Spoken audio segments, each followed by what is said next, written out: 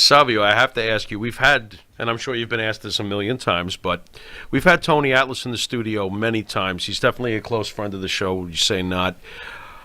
You tell us about the night of Bruiser Brody being murdered, please, Well, from your end. I got a little clout on that because the movie and the book, and I signed with the people that Okay. doing it. Do not talk about all that. You know? Okay, fair enough. Well, but I could tell you a sad day, of course. Still till now that we're talking, still a sad day. Still missing Frank. I call him Frank because Then later I met him and talked to him as a Frank, no Bruiser Brody.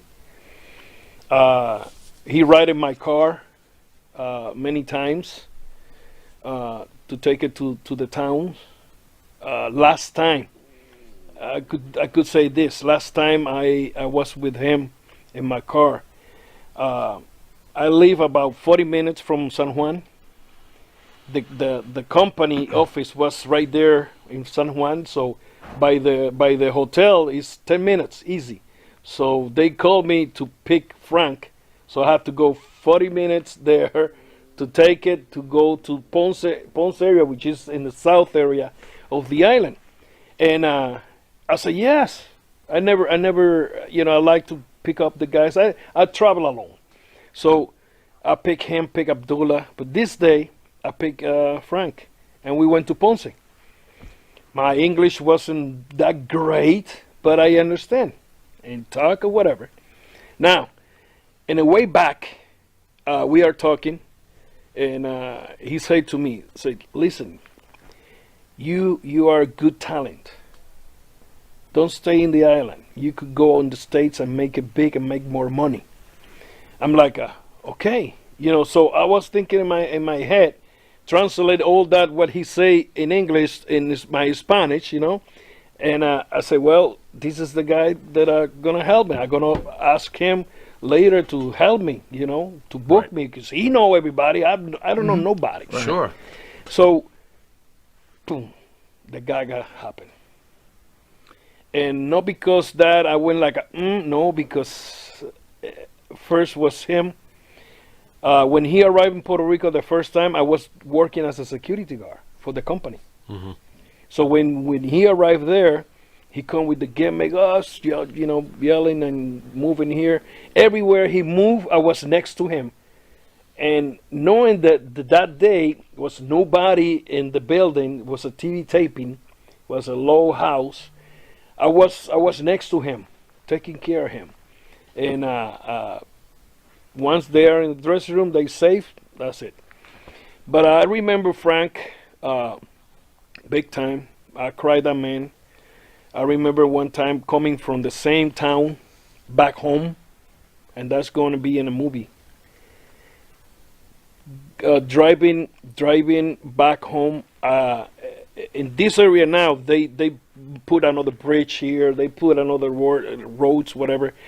But by that time, it was just you coming from Highway 52, you turn to 22.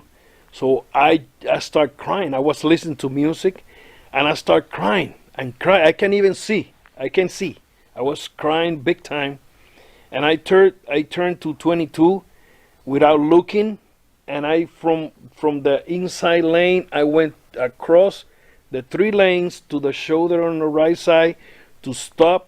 Because I can see, but I never turned to see it either. I remember I went just in and turned, and I stopped there and cried out. I mean, till I was relaxed. That's when I continue home. But sad, man. So I know you can't talk about it, but Tony's been in here and he gives you credit for saving his life.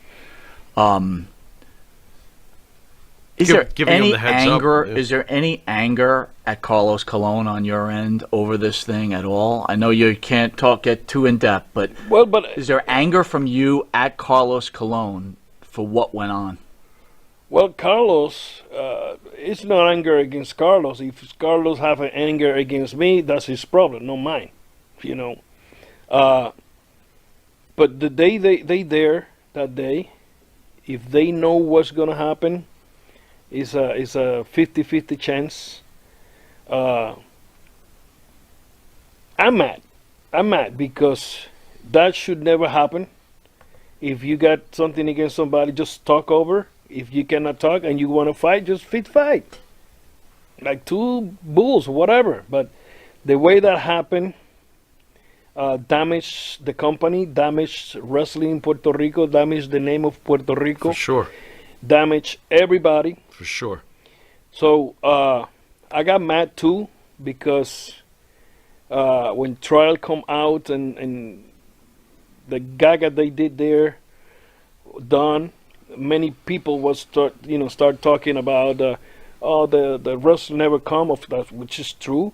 Nobody talking behalf of Frank. I got mad because I talk and I say what I see. I cannot put words because it's a serious case, and I don't want to get myself caught in a lie. Were you fearful for your own safety during this time period? Okay. No. Okay. Never crossed my head neither. Mm-hmm. Because was an accident there. Well, not an accident. Right. Bullshit. But right. Sorry. Right. No, fair enough. Curse. Say what you want. I never feel threatened, In that, you did feel the urgency to get Tony off the island to help him get out of there, though. No, what happened with Tony in that point is he wanted to talk to the police. Okay. Bad that the police don't speak English. Okay. So when that happened, Invader 2, Soto, he speak good Spanish and English, and he was translated to the cop. The cops are inside the dressing room, and Tony was talking to them. This happened, blah blah blah blah, and in one point, feel the tension in the dressing room because he was talking to the cops. Why not? I mean, a stab. No, he don't die there. A lot of people think that Brody died there. Right. No. They took him to the hospital. Mm-hmm. They proceeded an operation. Right. And he passed through the night. Correct. And I was when I went to the building next day, because the show continued that night, because a lot of speculation. People start saying things that they don't happen there. When I arrived in the building next day, which is Mayagüez, to the west side of the island, and I arrived there, I just threw my bag in the dressing room. I went to the front to ask Isaac Rosario. He just passed away 2 months ago. And when I just went to him and said, what, do you know anything about Brody? He said he passed away. I was like, what the fuck? Yeah. He's like, yeah. I just went sad, man. And I was across the building all the way to the dressing room. And I sit down right there. I was alone in that moment. Nobody there. And here come Carlos arrived, Jose Invader, and Jose Colon, Carlos' brother, and Jovica. They just arrived. And I said to Carlos, hey, do you hear the Brody passed away? He said, yeah, I hear that. And I'm like, and Invader was there like nothing happened. How did Carlos seem about it? He was kind of a worry. Okay. He was kind of a worry. Because... You sense any grief from him? Emotionally, as you're looking at the man's face? He was always the same. But, really? Okay. But what you see there is when something happened, when you're ready to do something, well, do it. The consequences is gonna, you're gonna pay the price of the consequences either way. Some way you're gonna pay, and that's when the conscience start eating you alive. Yeah. And it's no jail, no whatever. Your consequences is gonna kill you, because your prison is your own conscience. that's gonna be a hammer in your head. Interesting. Boom, boom, boom. What was the fallout towards WWC from American wrestlers after Brody's murder? That night, the second day, none of the guys arrived. Some of the guys left. The Puerto Rico. There you go. Everybody pissed because when that happened, somebody went to the Hills dressing room and tell them that. Remember, I told you separate dressing room all the time. So somebody went to the Hills dressing room and explained them this happened. So I guess whatever they say, somebody, I don't know who, say whatever there.